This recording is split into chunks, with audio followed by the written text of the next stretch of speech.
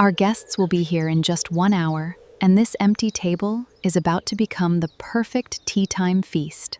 We don't need complicated ingredients, just a few fresh basics and the right techniques to create snacks everyone will remember. Imagine serving these hot, crispy vegetable pakoras just as your guests arrive. They're crunchy on the outside, soft inside, and surprisingly easy to make. Fresh vegetables are the secret to light and crispy pakoras. Slice everything thinly so they cook evenly and become perfectly crunchy. Gram flour creates the classic pakora coating, while a little rice flour helps make every bite extra crispy.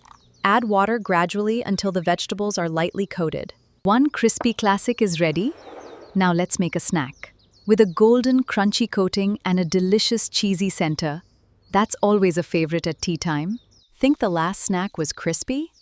Wait until you bite into these golden cheese corn balls with their creamy filling and irresistible melted cheese.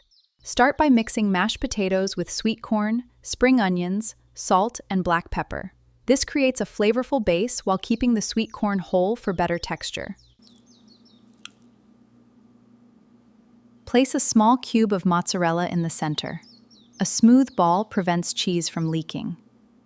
Dip each ball in beaten egg, then coat it evenly with breadcrumbs. Fry in oil at 170-75 degrees Celsius so the coating turns crisp while the cheese melts gently inside. Let them cool for a minute before serving so the cheese stays creamy instead of spilling out.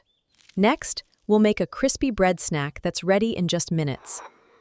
These mini pizza toasts are crispy, cheesy, and ready in minutes. They're perfect when you want something quick without making pizza dough. Spread a thin layer of pizza sauce, then cover it with freshly grated mozzarella. This base keeps every bite rich, cheesy, and perfectly balanced. Add colorful vegetables in an even layer. Then finish with oregano and a little chili flakes if you like a touch of heat. Keeping the toppings light helps the bread stay crisp. Bake at 190 degrees Celsius for about 8 to 10 minutes, just until the cheese melts and the bread turns lightly golden around the edges. Our tea table is coming together beautifully, but every great snack platter needs something extra crispy. These homemade chicken spring rolls are light, crunchy, and packed with flavorful filling.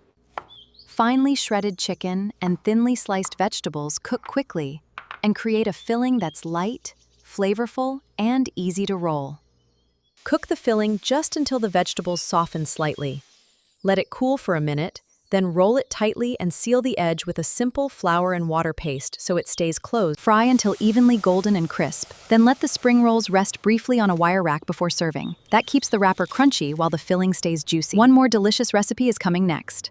Our final snack is light, crispy, and packed with juicy mushrooms inside. It's simple, satisfying, and perfect for any tea time platter.